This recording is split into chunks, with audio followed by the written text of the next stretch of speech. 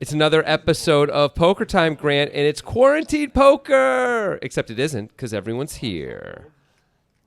They're wearing masks. Sumptuous, wonderful, supple poker, according to the intro music.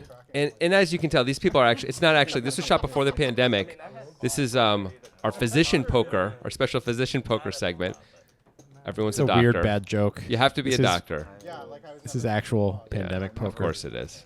I'm never getting called. I'm sorry for trying to make light of a situation, Grant. Anyway. Yeah, that's fun. We're playing 5-10. And here we go. These guys have been going for a little while here, and we're picking it up. If you want to see earlier episodes, they are on our channel, of course.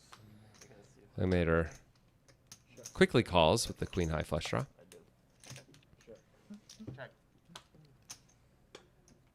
Surprised Dan Ross checked it back. Check. Well, I made her dark checking before the river. It's interesting that Dan Ross should work. Yeah, it's got to work. I mean, they're just pretending to think, but come on. I'm surprised Dan Ross checked back the 10 of hearts when he picked up some, at least perceived equity there, you know, where unless he's drawing dead to a flush, seemed like that was a good time to bet. I guess he thought he wouldn't get Terminator off almost anything. Laminator, but yes. Yes, Laminator. My bad. My mistake. Terminator, also a player on Poker Time sometimes, but I suppose he's not. Not for a while now. No, it's been a while. So, for those who don't know, this is not just your normal 5-10 game. Every orbit or so, they will play a bomb pot that is 4-card Omaha. So those can get a little pricey for players from time to time. It's 4-card Omaha instead of 12-card Omaha. I like how you. I say 4-card Omaha because in a Portland context that matters because Big O is really big in the Pacific Northwest for one reason or another. I guess because we love gambling. I suppose that's why. Yeah. But you have to specify 4-card Omaha when you're in the Pacific Northwest, or everybody's going to be like, "You mean that game where you get 9 cards and there's 4 boards?" I mean, hey, here's a full house for Jake Dahl. Let's see if he gets any value. It's going to be hard. You go on change.org and it takes you, You can start a petition for anything? Yeah, it's so easy. Dan, until the schools are funded. Sort of a dreamy looking flop in theory, right? Like your opponents could easily have a 7. They could have pack of pairs. They could just decide to call once. I know. We could have a gut shot with 2 overs or an open ender. They could just make a. They could just make a play at the pot even on a 7-7-6 board if they wanted to. Even against your undergun range, it's not. You almost never hit that, but. Yep. Oh well. The sad ballad of Jake Dahl continues. No value. That's actually the name of our next book. The Sad Ballad of Jake Dahl continues. Just the sad ballad of Jake Dahl is pretty good as a book anyway. It is. Because I would read that book. they didn't hire me. But that sounds more like the title of an album by like an indie musician who plays a violin like a guitar. Brilliant. Yes, it does. Now, we're talking about a book we would have written. We actually have written a book. It's called How Can He Fold? And for anyone who's listening, right now it's actually on sale. Just thought I'd plug it for a second. It's 33% off. It's only $19.95 right now. It's just going to be that way for a few more days till Friday. So if you want to get in there, and if you've been thinking about getting that book, this is the time. It's to celebrate the fact we made the Great 8, the Final 8, the Elite 8 in the Poker Goat book competition that's online. Somehow we made it to the Final 8, Grant. It's incredible. It is incredible. And also incredible is that this 3-bet happened. It's not incredible at all, but it's a pretty aggressive 3-bet positionally with where it was opened and the size of the open with 2 8s. Sure. You see, he But got it does get through. He got Dan Ross to fold ace queen.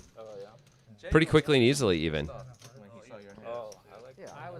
I understand the fold for sure. Chris has been very tight. Ace Queen's probably not playing well against his 3-betting range in that scenario most of the time, you would guess. Yeah, Dan's out of position as well.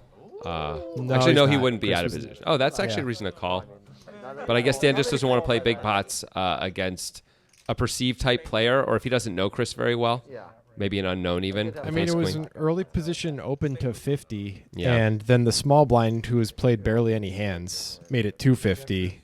I mean, Ace Queen off is not doing great, you'd think. it's after a call, though. There's some squeezing action that's going on. And as we saw, that is Yeah. what was at least sort of going on there, right? But you're right. I Yeah. mean, I would without thinking, I would snap fold ace jack off. I'll say that. I don't know if I would fold ace queen, but Dan Ross has certainly been around the block many times and certainly can't be a bad play. He doesn't know that Nick does. He's been around the block. They don't really let him go anywhere else, only around the block. That's it. As you can tell, this is prison poker. They're in prison. That's why. Do you know why? Why he's not allowed outside of the block? It's the invisible leash, right? The little collar that electrocutes him. I'm not talking about the methodology. I'm talking about the reason. No, the reason is the invisible leash. They don't know why it's there either. They don't know how to stop it. Okay. Isn't that why? Or is there another reason? Yeah. No, I get it. By the way, No, Jake. it's explained. Asked and answered. Asked Hey, and answered. let's focus on this. Jake Dahl just called in the small blind with queens. With all these I guess players in. The not so happy for him king high flop, but nobody has a king. Oof. But And that's a bad card, although he does have the Well- nut flush draw now. and a Broadway draw, actually. That's the human race, our secret. He has not the best hand, but clearly the best draw. I don't think he can fold for a bet here from Dan. You could actually turn this into a bluff if you want to. You're often behind Dan. You block the nuts. Dan very unlikely to have a flush draw himself because he was the opener and didn't bet the flop. So Right. I think this is actually a pristine time for a raise with Jake Dahl's queens. Also, Jake is a guy who would have checked a flush draw on the flop, and then it checks Yeah. through, right? He called from the small blind. So, like, the story checks out perfectly. Do you Oh, agree? my gosh. He's going to let it go Whoa. instead. Did he think it was the queen of hearts in his hand? I don't understand. That doesn't make any sense. He's got a monster draw. I think At least. upon inspection, I would have called that a bad play if he called rather than raising. And folding is worse. Jake is a very good player. I want to make that clear, but I don't understand that one. That makes no sense to me either. I think raising's got to be the best play. I think calling is at least acceptable, and folding seems like shockingly non-standard. maybe he misread his hand. I mean, usually Jake does exactly what I would do. I'll say that. Anytime I ever play poker with him, we always make the same decision. So since I wouldn't have folded there, I can't imagine he intentionally folded either. Now, this is forecasting and results oriented at the same time. But Yeah. I imagine that Dan Ross would have folded if Jake had raised, kind of exemplifying the power of that play with the nut blocker there. You should have seen when he asked for 11 or higher. And then I rolled I mean, it's really And okay, Jake- though. It's, Jake now 3-betting the Jack 10 after just flatting the queens. This is very strange stuff. Yeah, maybe he's upset with himself. Maybe. If you say it, I'm binding. you do it. He's If you say, I have to roll snake eyes to make this And I roll snake eyes. Todd's got the ace queen from the small blind. Usually it's And if you, on the river because always clearly I'm binding. giving away information too soon And good flop Great for flop Todd. for Todd. regarding a pre-flop. I said it first.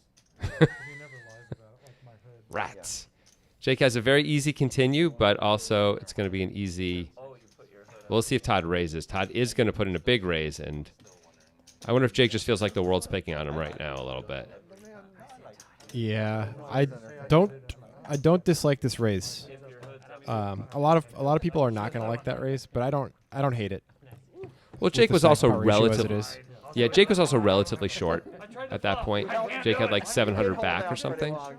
It looks like he has more than that, actually, but that makes it a little... Like if they were 2K deep or 3K deep, it gets a little tougher with that raise, you know? I mean, it looks like they're about to do a bomb pot based on Wonka's Oh, $10 yeah. in there. But it really depends on your overall relationship with the player. If you need to have balance against that player, I think it's probably a hand that you can check raise on that board in that scenario. If you need to find some value to balance when you don't have it, if you want to have times when you don't have it, because it's tough to have a really good hand on that board. That's fair. Yeah, it's tough for Jake to have a really good hand also, of course. Yeah. I mean, he can have the overpairs, but except for a set of queens and the overpairs, he doesn't really have the other sets, and Todd does. All right, here we go. All right, Chris well- with the aces, the bullets. Yep. But Dan Ross flops a flush draw. We don't know what Chris- wheel has. Chris has Or the ace of laminator. diamonds. That could come into play, Laminator betting with an unknown hand. as usual. Wheel also has a flusher. Wheel actually has the best flush draw. A Laminator's got a pair of eights and he's got a straight flush draw. Jake Dahl with top two. There's a lot going on here. Not surprising in Omaha. Wait till we start doing double board Omaha bomb pots, Oh Grant. man, It's gonna be really hard for us. My brain's just gonna implode. It's not gonna work. I'm super afraid of that. It's coming soon, guys.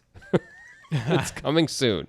Not in this. So Jake still has the best hand on this turn card, which feels like impossible in Omaha. That Yeah. top 2 could still be the best hand on this card, but it is.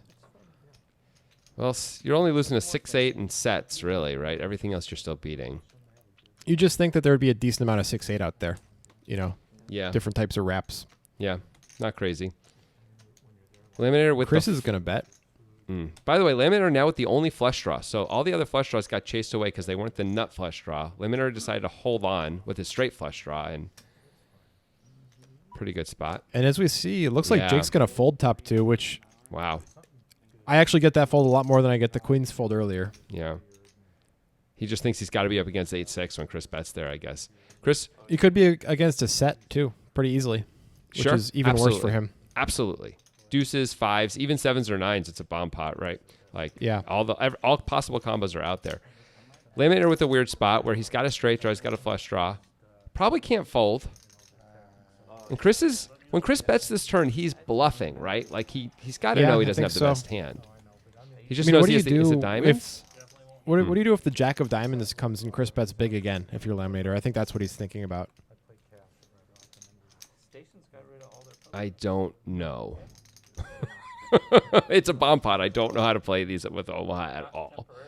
Yeah, This is very, very difficult.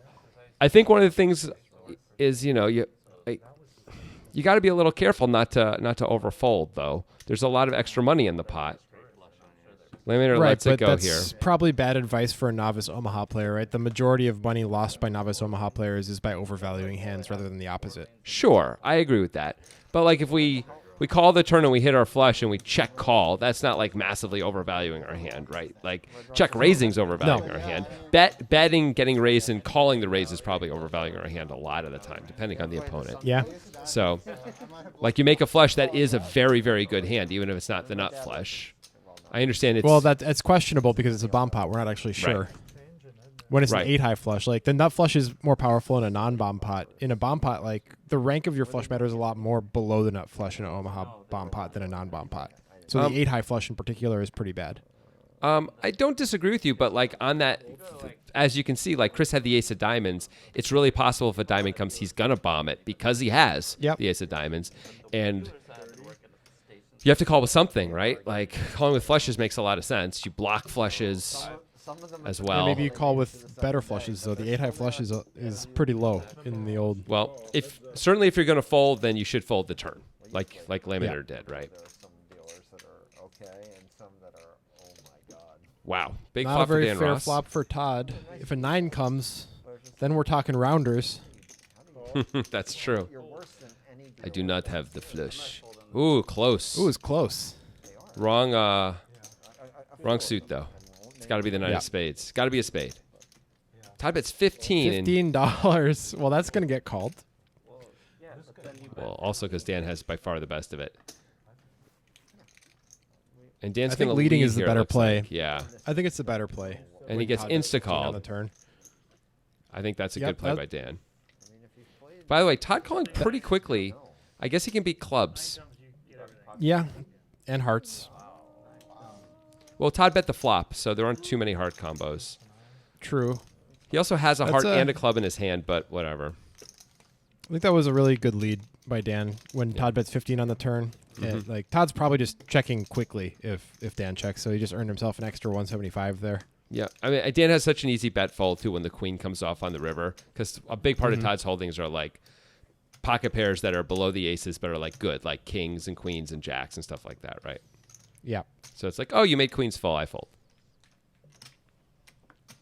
Todd is capable of bluffing, but yeah, I think you can bet fold pretty comfortably. Hmm.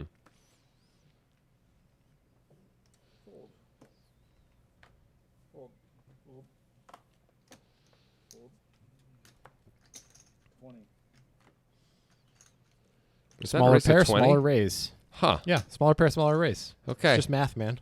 Wonka's going to isolate here. I like Totally that a makes lot. sense. This is kind of the perfect bluffing combo. Ace wheel suited is just such a beautiful bluffing combo to add to your repertoire Yep. for 3 bets. In the UK, I guess. Todd's just gonna have to let this one go. Joking. I'm gonna do that. LOL, man. Anytime I make a joke, I'm gonna let LMAO. everyone know right away by saying joking. Well, I mean, And Raffle. wow, Ooh. big flop for Wonka. totally fine to call people to see. But- Must be nice, is what Batiste would say if he was watching this. Yeah, there's no, almost certainly no action for Wonka to get. His chips really didn't even cross the betting line that time. The imaginary betting line, the perceived betting line. Wanker's more severe than the C word over there. They Yeah, really they call like each the other. C word. They love the C I word. do know that. I mean, Nick and I both have an English friend. A lot of talk about the word wanker. Drops the C word from time to We're time. talking about swear words over here. It's good. It's important. It's an important discussion to have. You know who sings about swear words a lot, Grant? Sarah McLaughlin? That is the correct answer. Sarah McLachlan is right. She actually has a surprisingly blue album.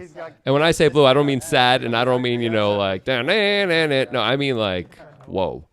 It is just like rated X. Can you give me an example of a song of hers? I haven't heard one for a while. Well, I think her most famous blues song, anyway, is "Stick It As Far As Where the Sun Don't Shine, Mofa." And I won't say the words because I don't want to get YouTube coming at me. So some of those words are not. Basically, every other word you have to replace with a human body part or a fornicative act. Fornicative. Excellent. Yeah. Stick it as far as you can where the sun don't shine, you mofo. About every other word. Stick, not it, as, not far, not you, not can. But can Where you the- sing a song? Can you sing one of the McLaughlin classics that like you're allowed to sing on YouTube? Jeez. Oh, you mean like one of her famous songs that are like just were hits? One of the hits? Yeah, sing me a song. Sure. I need to sleep. I'd be happy to do that, Grant. I don't know if our audience is going to be so excited. Why don't we watch this hand and maybe fine. consider if that's a good idea? I wouldn't We either. might be going a little too far down this particular road. Chris, Arms of the angels. yeah, that one. Hey, this is a loose call from Todd. Chris is opening it up, and as we see, Todd has no regard for position when it comes to playing the hands that he wants to play. That is true. You did not go to EDC. There's no So Wonka, sooner or later, our interns will register that Wonka's out. There we go. Diamonds would be a disaster for Chris unless they were exactly the ace, deuce, and 5 of diamonds. You mean Dan Ross, of course. When you I say do Chris. mean that. Of course I mean that. Everybody knew that. Just leave me alone. So I say the wrong name a lot. What's the big deal? Nobody cares, Grant. Because you are commentating on a game where people are named, and that's how you identify them. Well, you know what? It's right in front of your face, okay? The cards are there. People's actual names are there. All right, here we go. Big whiff for everybody. Is it break time? Monster whiff, really. I guess that 5 of diamonds is the beginning of something. Chris could have bet that Right, as the but it's- beginning of like the 2 back doors. It's also not really a board where any of these players in these positions can comfortably rep a 5 as if they're supposed to have Yeah. it, right? No, So, no, Chris can be repping like king, queen, ace, queen if he bets. Like that's yeah. about it. Well, Todd turns open-ended. Chris is going to Raise. No, Chris bet, Todd raised. Right. That's See, what I meant. you have to know who I'm talking about by using their name. These names are very, very confusing for everyone. I have a huge draw.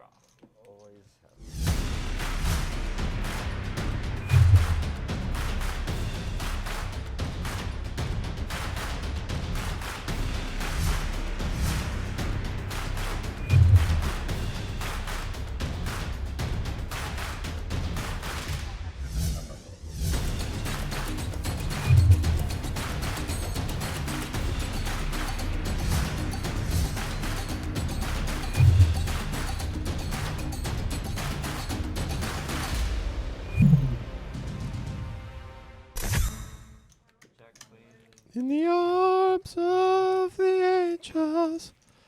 There's a It's far I away don't- from here. That's the next bit. far away from here. It's pretty good. Pretty good. Thanks.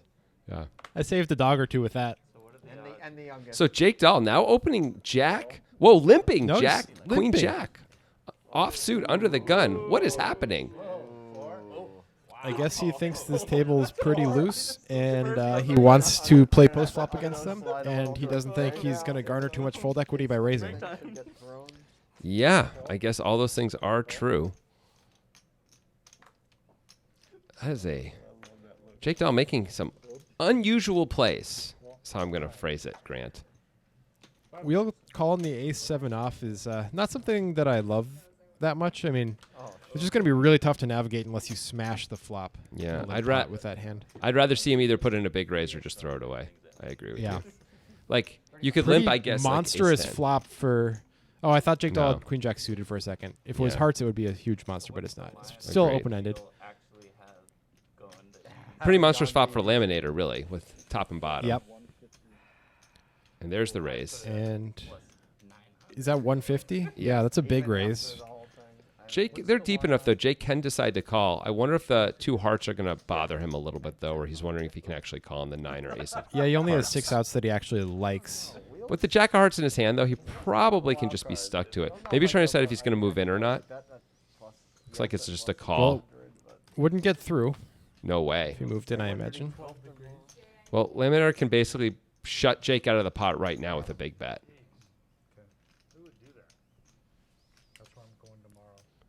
There's Wheel After you show the picture, you can sharing some meme, some cat meme.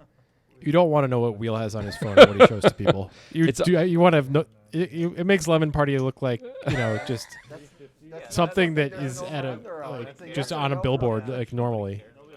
It's all McLaughlin Laminator. lyrics. It's like McLaughlin lyrics, but like with illustrations and stuff. It's rough. It's dark. It's dark. Yeah. Huge bet there by Laminator, by the way, 350, and that absolutely did lock Jake out of the pot. It's on your forehead. Yep. We're going to say Not a crazy size bet, really, when you look at Jake's stack size and the wetness of the board. I agree. Is it EDC themed? Jake, I imagine he thinks everyone's just coming after him. An EDC trampoline? Like he's been raised a bunch, folded those queens. He's just in a folding mood. awesome. I like it. Pretty good. Maybe it's because he doesn't get his hair cut. Maybe he just needs to cut that hair a little bit on the sides. It's like I know how a to little too much. What is You know what? Your theory is sensible and probably based on the scientific method, is my guess. I think I read about it in one of the new Poker GTO books about Okay. the whole. I think it's called the haircut theorem. Zebo's haircut theorem. That's great. Dan just going to call here. He could 3-bet there. Calling also reasonable, obviously. Yeah. Against Wonka's +1 range. Wonka has a tighter range than most. I also get a 3-bet from Chris, though, with the ace-king. And let's see how Dan reacts this time. It's a similar situation to Yeah. when he had ace-queen before. And Small Chris blind. 3-bet. Small blind. From the small blind, also a squeeze type spot. Dan folded his hand This would be almost a- for the same price. Turns out to be a much worse time to make the call this time than last time when he had eights. But now Dan's seeing that this has happened again, and I wonder if he's starting to think like, well, geez, this guy is... nope, Dan still just believes Chris is going to have it. Well, that fold was probably good that time. It's interesting, though, that Dan feels that he can profitably fold ace-queen in these spots, to me, like where he's going to be in position against a squeeze type of spot. Sure, there certainly are certain players you can do that, but like not against, I think, most of the world. Most of the I think he 5'10", needs more most of the evidence 5'10" of- world, I should say. I think he needs more evidence against Chris before he makes that call and feels Hmm. comfortable post-flop. I mean, if it was suited, I imagine he'd be calling no matter Yeah. what. I agree. But yeah, I think it's just a really precarious spot with ace-queen. I heard you're making him live in your van. Those may be the only 2 times we've seen Chris 3-bet also, at least. Certainly in this episode, but perhaps even in... I don't think we've seen him 3-bet really in the session besides that either. This is episode 3. So if that's the case, maybe Dan just thinks he keeps running into it, and half the time... he's Also, right. he's a grinder, Dan Ross, and a pretty effective way to make money in cash games over time at these stakes is to avoid your most marginal spots until you see enough evidence to say that it's not that marginal and just Mm-hmm. take your big equity edge spots. It's hard to argue. Also, like putting in one pre-flop raise or a call of a pre-flop raise when you're this deep is just not a big deal to just fold. Like it's just not. And like people I know get stuck to hands because of ego or because they don't want to be, they want to not be pushed around, whatever it is. And like clearly that's not operating for Dan at all. So if he's folding, it's for other reasons, which are just, he thinks it's right. And he's a studied player and successful. So I give him the benefit of the doubt here. If it was Jake Dahl, though, I'd be making fun of him right now. I'll tell you what. Making fun of his hair. Because of the hair. Because of the hair.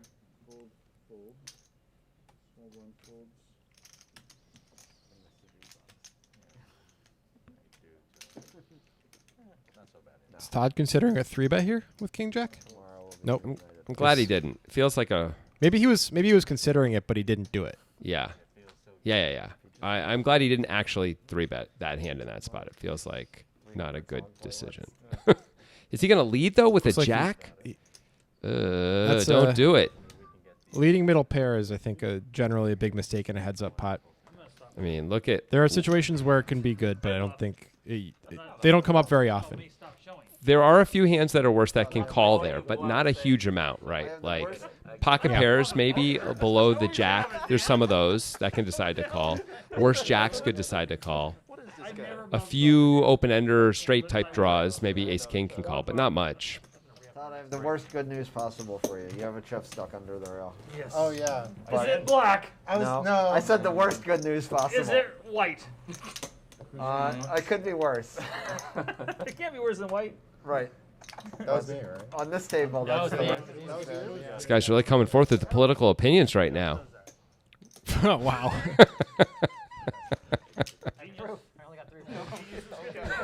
Trying to stir some shit up. Yeah, why not? It's a Anyway, bomb pot, everybody. Let's try and do a good job analyzing the Omaha bomb pot, which no one's ever analyzed basically in the history of poker until, at least on TV, I until thought we're we doing did a it now. reasonable job last time, but I could be completely wrong about that. I'm not sure we did a great job. I think we just talked about stuff. I don't know if we analyzed anything well. Anyway, here come the hands. I said Ken. I like Slowly but Wonka's surely. hand. That's a nice Omaha hand. Yeah, it is. Same with Dan Ross's. Not quite as good. Not nearly as good, really. But well, Wonka has top pair, and so far that's it. But as things become revealed, we'll know more. Todd has queens and a 9. Someone's got to have diamonds, right? Eventually, someone's going to show up with diamonds. Laminator, of course, we never know his hand for a while, but he does choose to bet. He's Check this usually out. got something in a spot like this. He could easily have a 6. He could easily have a full house. Yep, he can have diamonds also, I would guess, but only big diamonds, maybe nut flush draw type diamonds. Anyway, Todd calls with his overpair and 9. Oh, and Todd gets there on the turn. Ooh, Laminator big time. And Laminator has trips. With but the ace not kicker. good trips. With the ace kicker. Those are really good Oh, trips. yeah, he's got the ace. They are good trips. You're right. There's like absolutely hands he can bet and get called by. He can triple barrel and get called by. Now, this ain't one of them. I mean, he's going to get raised by this hand. That's pretty clear. At some point. We'll see if Todd does it now or later. It probably doesn't matter. I don't think Laminator's necessarily going to fold if Todd raises. Todd should just go all in. He's got only 880 in his stack. I agree. Like, go all in, hope Laminator has a 6. A diamond now is going to kill action. Some straightening cards can kill action. There's a lot of action killers here. A 9 would kill action. Wow! Ooh. That is not going to kill action. Brutality. Todd checks. And Laminator bets only 100. And Todd only calls.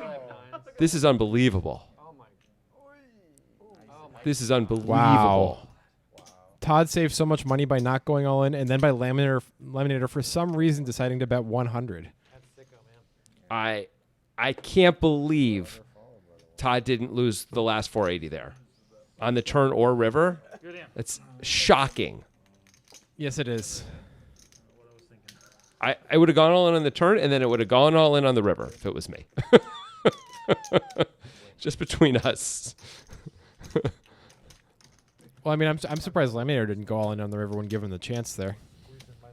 It would be a very reasonable bet. I mean, you're trying to get called by pocket pairs only, and if he goes all in, he thinks like it's got to be a big over pair, or I guess the full house type hands. I mean, they're all full houses now. Yeah. But the pocket 9s, pocket queens, but it doesn't look like Todd has those hands. You said the word only, but it is Omaha. There are a lot more of those available. But Todd didn't raise with it. Todd would have often raised with pocket 9s or pocket queens somewhere along the way. He chose not to with pocket queens, but like on the turn, that felt very natural, right? So Laminator's like targeting like aces and kings, basically. Yeah, you could. What else? But Todd could have those things. But that's it. There aren't that. I mean, he could, but anyway. Todd chips Todd goes all in for 460 into 40. I don't think Wonka's going to call with the 4 high gut shot. Backdoor heart draw. I don't think it's You have enough. to find a very particular opponent to make it profitable to go all in with top pair no kicker for $460 into a pot of $40. Yeah, that is correct. That feels like a mistake. Yeah. Just between us. Wow, some crazy things happening here. So I think that's Todd being tilted. Betting that much is just him being tilted from the last hand, the 6 coming, and him losing a pot that, in his mind, he had completely locked up. By the way, if he goes all in on the turn, I don't think Laminator's folding a 6 with an ace there, but he could. I don't think he is. all that said, it was incredibly unlucky that the 6 came. Of course. No, I'm not saying he should have gone all in. I'm saying in his mind, though, maybe he thinks he could have gotten the fold and won the pot rather than lost it, or just be upset about how unlucky it was that the 1-outer came. Right. Walker just gets out of the way. There were so many more outs for Lemonade to make a full house and like have to pay Todd off than for Lemonade to make quads. Yep. Absolutely. I mean, it was really something. Lemonade's got 9 outs for the full house and 1 out for the quads. Yeah. And none of the full houses are good. So. With like a yard. And if a brick comes, Lemonade's probably paying off anyway, any amount. When Todd only had Most likely. when Todd only had 580 left, you know. I don't know how. Sometimes liquid gets measured. I in have a other good ways. idea of how many. I think. 480, I think. No, it was it was a $100 bet and then 480 behind. Ah. How about National Tequila Day? Digital Getting Tequila- word this is the final hand it went so of the fast. episode. No, At I'm least- not ready for at it to least be we- over. At least we got to be in the arms of the angels, and at least I'm a bad enough singer that I don't think any copyright claims can be made. I think we are safe from that. Oh my gosh. Expect Wheel to call here, but no. What? He's going to let it go Oh well, it's fine. and mercifully end the episode. We'll see you guys next week with some more poker time. Sounds good. Stab